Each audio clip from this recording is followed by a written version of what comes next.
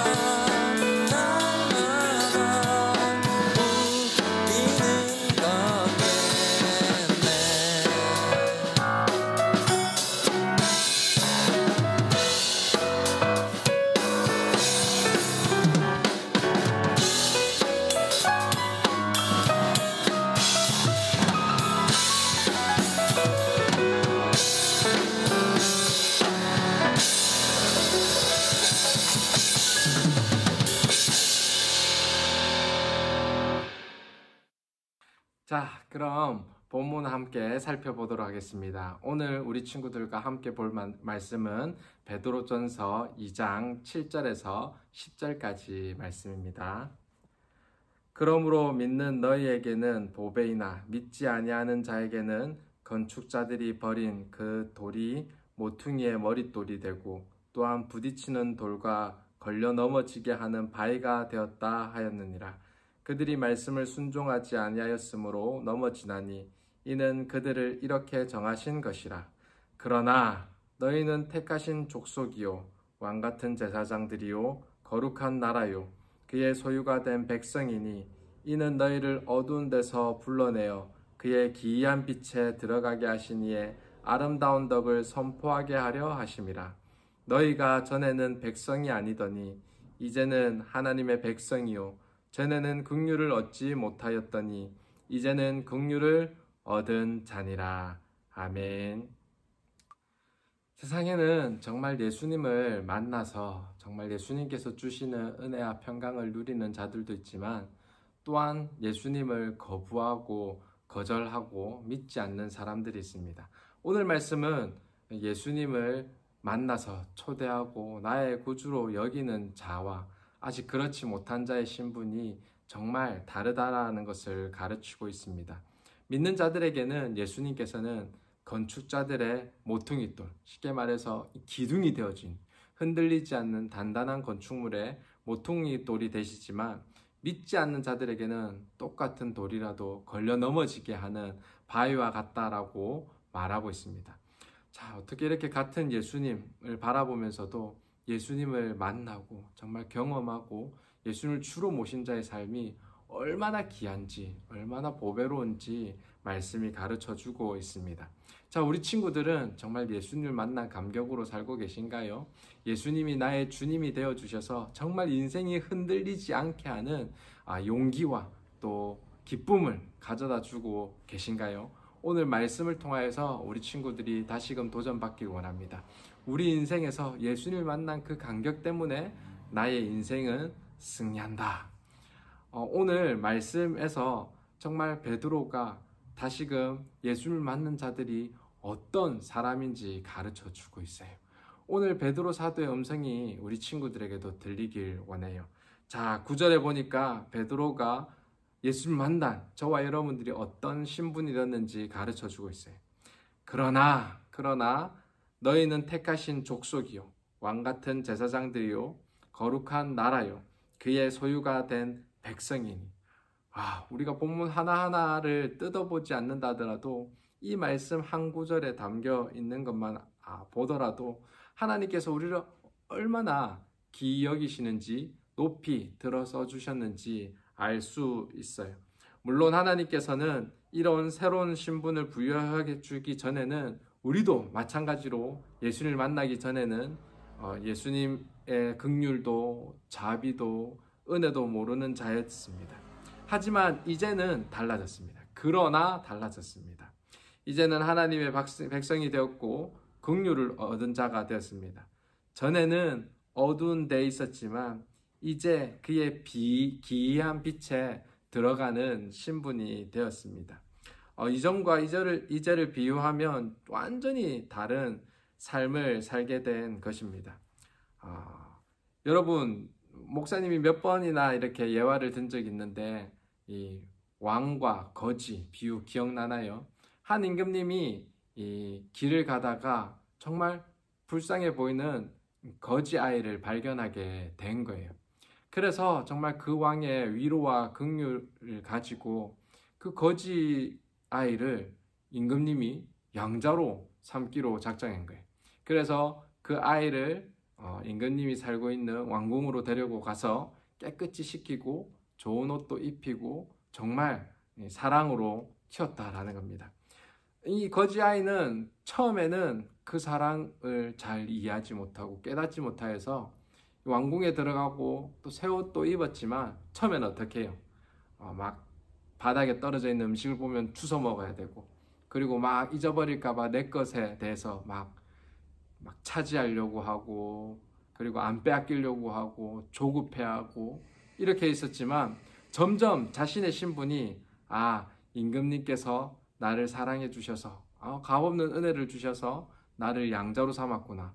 나는 이제 더 이상 비천한 삶이 아니라 이 왕자로서의 삶을 살아야 되겠구나 라고 한다면 이제 바닥에 떨어진 음식도, 그리고 자신의 물건에 대해서도, 그리고 이제는 더 이상 자신뿐만 아니라 임금님의 은혜를 어떻게 갚을지 전혀 다른 삶을 살게 되더라는 거예요.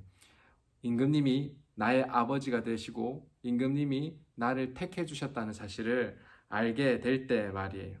우리도 마찬가지예요. 우리도 그리스도인으로 하나님께서 택하신 백성이 되었고 자녀가 되었고, 이제 하나님께서 일을 맡겨주신 제사장으로서 거룩한 나라로서의 삶이 부여됐다라는 거예요.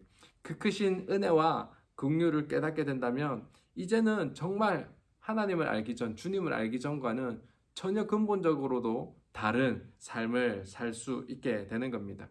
우리는 더 이상 이 하나님을 모르던 때와 같이 세상 사람들이 추구하는 것들을 추구하지 아니하고, 도리어 세상과는 다른 것을 추구하고 다른 곳을 바라보고 다른 길을 걸어가며 다른 것에 기뻐하고 다른 것에 만족하는 사람이 되게 되는 것입니다. 자, 우리를 이렇게 하나님께서 불러주셨어요. 근데 우리가 이런 다른 삶, 정말 하나님의 자녀로서 불러주신 하나님의 정말 큰 뜻은 뭘까요? 우리가 정말 이제는 하나님의 거룩한 나라로서 왕같은 제사장으로 살아갈 때 궁극적으로 목적을 가지고 나아가야 될 것이 무엇일까요? 그것은 오늘 9절이 말씀하고 있습니다. 이는 너희를 어두운 데서 불러내어 그의 기이한 빛에 들어가게 하신 이의 아름다운 덕을 선포하게 하려 하심이라. 맞아요. 하나님께서 우리를 택하신 이유는 우리로 하여금 그의 아름다운 덕을 선포하게 하시려고 부르셨습니다. 선포하게, 나눠주려고. 그것이 우리의 삶의 궁극적인 목표이고 이유입니다. 예수 그리스도를 만나기 전에 우리는 어두움 가운데 살아갔습니다. 하지만 하나님께서는 그의 풍성하신 자비와 긍휼로 우리를 부르셔서 그의 기이한 빛에 들어가게 하셨습니다. 그래서 이제는 더 이상 우리는 어둠이 아니요, 주 안에서 빛이라. 우리는 더 이상 낭망하거나 절망하거나 죽음 가운데 허덕이는 자가 아니라 세상의 빛이다 라고 선언해 주셨습니다. 이 말씀은 여러분, 베드로가 이야기해 줬을 때 얼마나 큰 위로가 되었을까요? 이 네로 황제의 극심한 박해 속에서 동료 크리스천들이 어려움을 겪고 있을 때, 목숨을 잃을 때, 그럴 때 신앙이 또 약해지고 믿음이 무너질 때 베드로는 그들에게 격려했습니다. 당신은 이 세상 사람들이 추구하는 삶과는 전혀 다릅니다.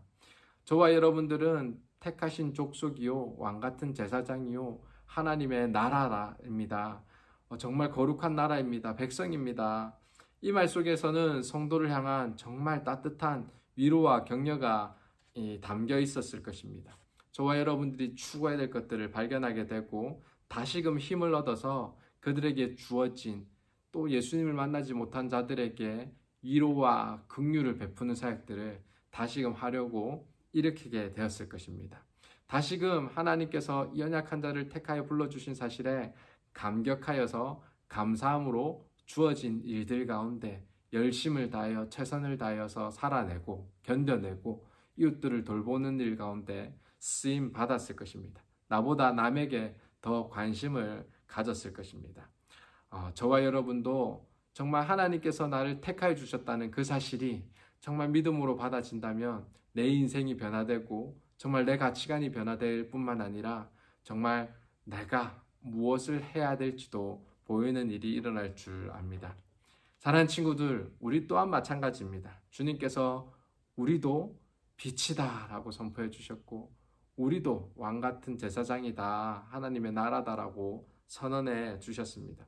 그래서 저와 여러분도 이렇게 불러주신 이유는 정말 그의 기이한 빛에 들어가신 이의 아름다운 덕을 선포하는 일, 아직도 주님을 만나지 못하고 어둠 속에 있는 자들에게 하나님의 아름다운 긍휼과 덕을 선포하는 일 가운데 쓰임받아야 합니다. 선포하다는 것은 감추었던 것을 이제 밖으로 드러나게 알리는 것을 말합니다. 아직 빛이 없는 캄캄한 곳에 들어간다면 아무것도 보이지 않겠죠. 하지만 빛을 들고 캄캄한 때 들고 가면 그 캄캄한 모든 곳이 정말 드러나게 될 것입니다. 그 역할을 하도록 하나님께서 저와 우리들을 부르셨습니다. 하나님의 아름다운 덕을 선포하는데요. 지난주와 마찬가지로 우리가 코로나19로 인하여서 서로 간의 거리를 멀리 두느라 우리의 마음도 또 우리의 생각도 멀어질 때가 많이 있습니다. 그런데 정말 다시 한 번 더 저와 여러분들이 누군지 깨달아야 돼. 나는 하나님께서 택하신 족속이다. 나는 하나님의 정말 백성이다. 왕같은 제사장이다. 정말 내가 먼저 믿게 된 이유는 하나님의 귀한 빛에 들어가서 정말 하나님의 아름다운 덕을 선언하고 선포하는데 우리를 부르셨다라는 사실을 기억해야 될 줄 압니다. 그래서 더 이웃들을 찾고 더 친구들을 찾고 아직도 복음을 못 듣고 정말 이 어려움 속에 정말 공고하고 아파하는 자들에게 이 사랑과 또 선의를 베풀어야 될 줄 압니다. 우리 사랑하는 친구들이 오늘 말씀을 통해 깨닫길 간절히 소망합니다. 하나님의 아름다운 덕을 선포할 수 있는 능력과 자격이 나에게 있다. 하나님께서 나를 먼저 부르신 그 은혜와 긍휼에 반응하는 삶을 살 때 정말 내가 하나님의 자녀임을 깨닫고 왕같은 제사장임을 깨닫는 일이 일어날 것이다. 더 하나님을 찬양하겠다 선언하는 귀하고 복된 우리 친구들 다 되길 간절히 소망합니다. 그렇게 소망하는 친구들만 아멘 3번 크게 외쳐볼까요? 아멘, 아멘, 아멘. 기도하겠습니다. 우리를 택하여 주신 하나님 은혜에 감사합니다. 연약하고 죄 가운데 죽을 수밖에 없는 저희들을 왕같은 제사장이요 하나님의 거룩한 나라요 백성으로 불러주시니 감사드립니다. 하나님 그 불러주심의 은혜에 감격하고 감사하는 삶을 허락하여 주셔서 하나님의 아름다운 덕들을 선포하는 자녀들 되게 하여 주시옵소서. 특별히 서로 멀리 떨어져 있는 이때 가운데 정말 저희들 기도로서 중보케 하여 주시고 혹여나 어려운 가운데 있는 처한 이웃들이 없는지 늘 살피고 마음을 열 수 있는 저희들 되게 하여 주시옵소서. 그래서 아무런 값 없이 정말 저희들을 사랑하여 주시고 불러주신 그 하나님을 더 경험하여서 감사와 감격, 기쁨이 넘치는 저희들 되게 하여 주시옵소서. 속히 함께 모이는 예배도 회복되길 간절히 소망합니다.